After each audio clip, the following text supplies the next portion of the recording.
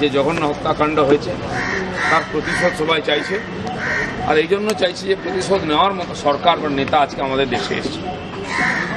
গত প্রায় ৩০-৩৫ বছর ধরে ভারতবর্ষে যে টেরোরিজম চলছে সারা বিশ্বের সঙ্গে সঙ্গে তাতে প্রায় ১.৫ লক্ষ সাধারণ মানুষ আর প্রায় ১৫,০০০-এর বেশি সুরক্ষাকর্মী এতে শহীদ হয়েছে।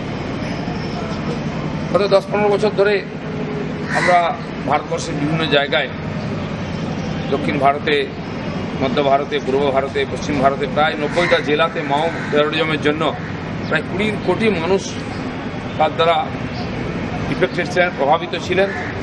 এবং এই ধরনের ঘটনা, এর চেয়েও ভয়ঙ্কর ঘটনা আমরা দেখেছি ছত্তিশগড়, মধ্যপ্রদেশে সিআরপিএফ, সিএসএফের বাস উড়ে গেছে, স্কুল বাস উড়িয়ে দেওয়া হয়েছে, ৬০, ৭০, ৮০ জন সুরক্ষাকর্মী এক দিনে নিহত হয়েছে। সে দিনটা আমরা পার হয়ে গেছি। আজকে এই ধরনের ঘটনা ঘটে না। বহুদিন পরে এরকম একটা দুর্ঘটনা ঘটলো যেটা সারা দেশকে নাড়িয়ে দিয়েছে। ফলে সারা দেশ আজকে জেগে উঠেছে, আওয়াজ উঠছে, এক চোখে জল আর এক চোখে আগুন নিয়ে আজকে সারা দেশের নাগরিকরা এর প্রতিঘাত চাইছে। আর মাননীয় প্রধানমন্ত্রী সেটা বলেছেন যে যোগ্য জবাব দেওয়া হবে।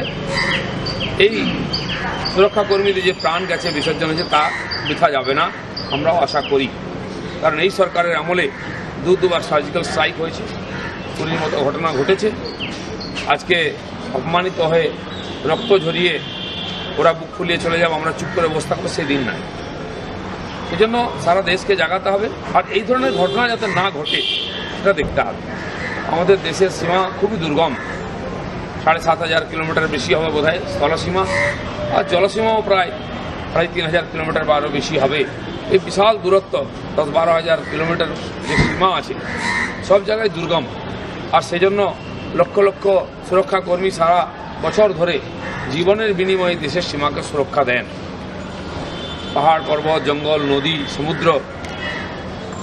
আর গত ৩০-৪০ বছর ধরে রাজনীতির কারণেই এই ধরনের টেরোরিজম এই ভারতবর্ষে আমদানি হয়েছে। আর তার বলি আমাদের দেশের লোকদের দিতে হচ্ছে। সেজন্য মাননীয় রাহুলদা যেটা বলছেন, এই নিয়ে রাজনীতি নয়, রাজনীতির জন্য এই পরিস্থিতি তৈরি হয়েছে। যেন প্রথম রাজনীতি বন্ধ হওয়া উচিত। বহু সরকার এসেছে, তারা চেষ্টাও করেছে, হয়তো কোনো সফল হয়নি।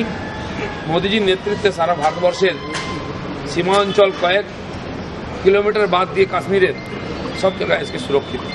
সারা ভারতবর্ষে কোথাও বোম বন্দুকের আওয়াজ নাই।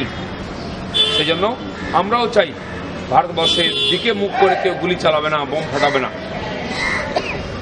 দেশের নাগরিকরা দেশের যে কোনো জায়গায় বুক টান করে, মাথা উঁচু করে নির্ভয়ে চলাফেরা করতে পারবেন, জীবনযাপন করতে পারবেন, সেরকম পরিস্থিতি চাই। আর সেটা সারা দেশ দাবি করছে। আর সেটা পাওয়ার মতো অধিকার দেশের আছে, আর দেওয়ার মতো নেতা আজকে ভারতবর্ষে আছে। যেন আজকে সংকটের সময় সবাইকে মন শক্ত করে, আর এই যারা মারা গেছেন, শহীদ হয়েছেন, তাদের পরিবারের কাছে দাঁড়াতে হবে। সারা দেশকে এক হতে হবে। সেখানে ধর্ম, জাতি, রাজনীতিকে ভুলে গিয়ে সারা দেশ এক। আমরা সবাই আজকে অসুরক্ষিত, বিপন্ন, তার প্রতিরোধ চাই। যেন সরকারের হাতকেও শক্ত করতে হবে। আমার মনে হয় এই ধরনের ঘটনা আর ঘটবে না, এটাই শেষ ঘটনা হওয়া উচিত। এবং দেশের মধ্যে বিশৃঙ্খলা তৈরি করবে, দেশের ক্ষতি করবে, এরকম যে কোনো শক্তিকে তার দম বন্ধ করে দেওয়ার মতো পদক্ষেপ যেন আমাদের সরকার নেয় এবং নেবে, এই আশা করে সবাই যারা আজকে এখানে শ্রদ্ধাঞ্জলি দিতে এসেছেন সবাইকে আন্তরিক ধন্যবাদ জানাচ্ছি।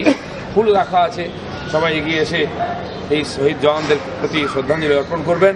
এই কয়েকটি কথা বলে সবাইকে ধন্যবাদ জানাচ্ছি। ভারত মাতা কি জয়।